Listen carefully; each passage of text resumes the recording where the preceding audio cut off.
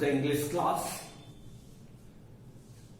Today in second episode we are going to discuss the remaining two stanzas of the poem number 4, Childhood.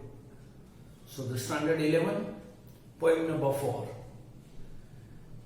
stanza number 3. When did my childhood go? Was it when I found my mind was really mine, to use whichever way I choose, producing thoughts that were not those of others, people, but my own, and my alone was that the day. तो अब उनका conflict और अब उनका reflection start होता है। यहाँ पर वो चिंतन करते, वो मनन करते। कवि जो थोड़े बहुत 11-12 साल के हो जाते तब उनको ये पता चलता है कि जो बड़े सिखाते ऐसा तो वो स्वयं तो वो ऐसा वर्तन नहीं करते, किसी के साथ बिहेव ऐसा नहीं होता उनका। तो क्या ये दोनों बात अलग है, डिफरेंट है, तब उनकी मेच्योरिटी स्टार्ट होती है। सो यहाँ पर difficult words of this stanza. Really mine, it means when not influenced by others' opinions.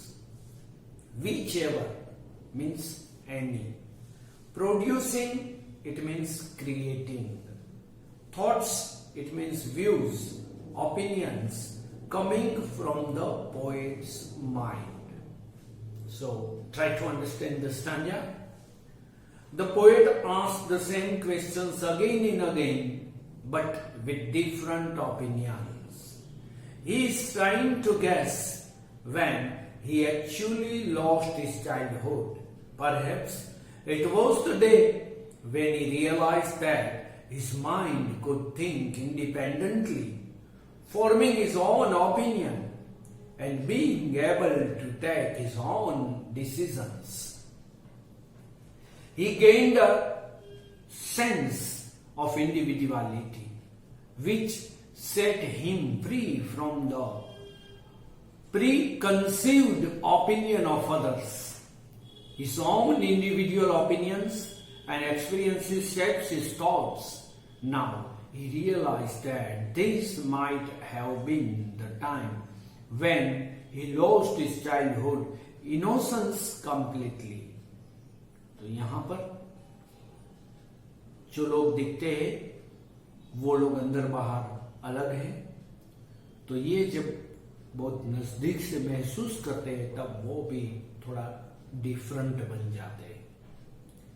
लोग दिखावे के लिए अलग बातें करते हैं, अच्छे लगने के लिए अच्छी बातें करते हैं, मगर वो स्वयं तो अपने अंदर जो बुरे विचार है उनको फॉलो करते हैं। Now try to understand the fourth stanza and the last stanza of the poem.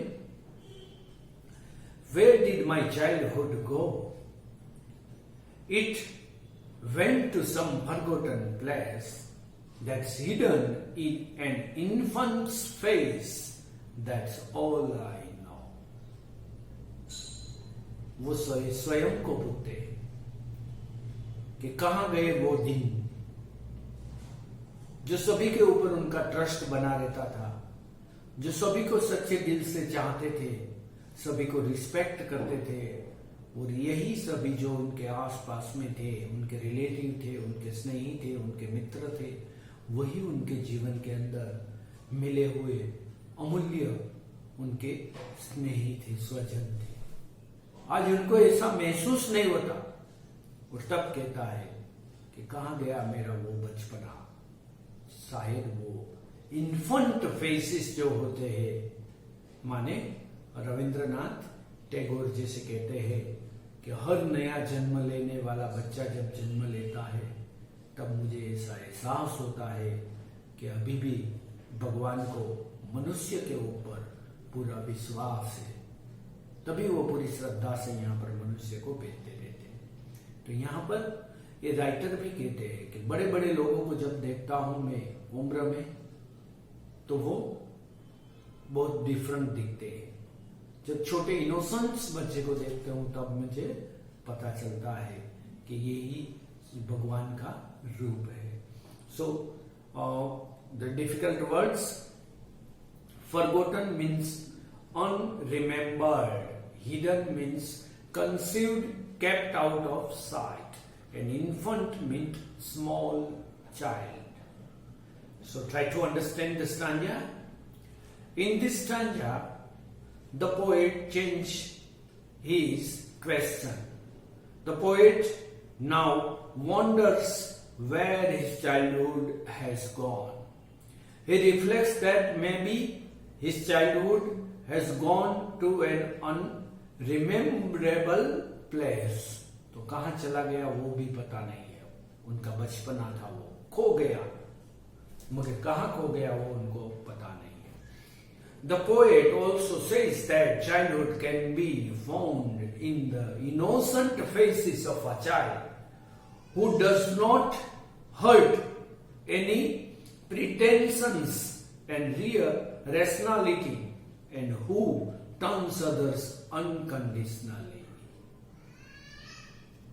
तो वो जो किसी को कोई शर्त के मुताबिक प्रेम करता है, चाहता है, ऐसा नहीं. बिन शर्ती जो सभी को रिस्पेक्ट करता है, बिन शर्ती जो सभी को चाहता है, ऐसा बचपना वही सच्चे रूप में बचपना है.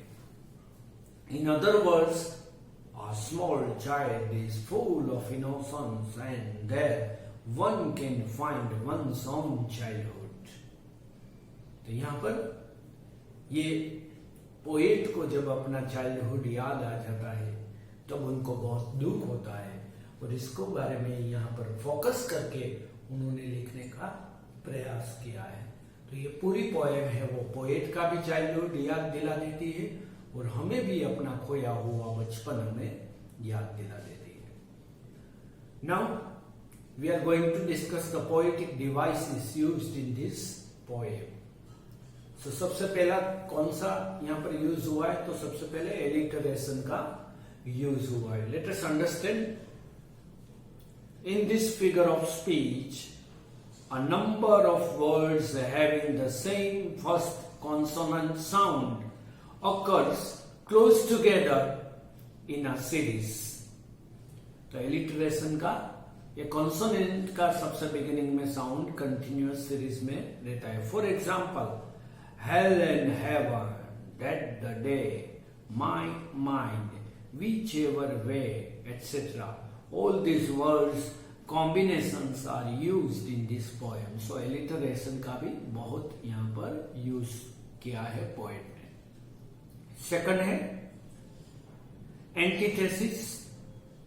This figure of speech refers to the placement of opposing or contrasting ideas together.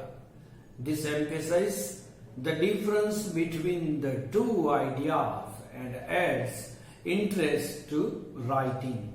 It can be seen in the use of words hell and heaven.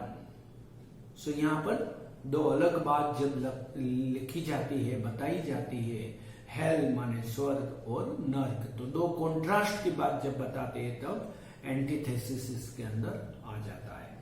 और इसके बाद enjambment. This figure of speech refers to the practice of running lines of poetry from one to the next without using any kind of punctuations to indicate a stop. The example in the second line of the second stanza. So these are the uses of figure of speech. So in this second episode we discussed the third and fourth stanza, difficult words and explanation, and the figure of speech used by our poet. So in the next episode, we are going to discuss the questions and answers of the poem. So okay, have a nice academic year. Thank you.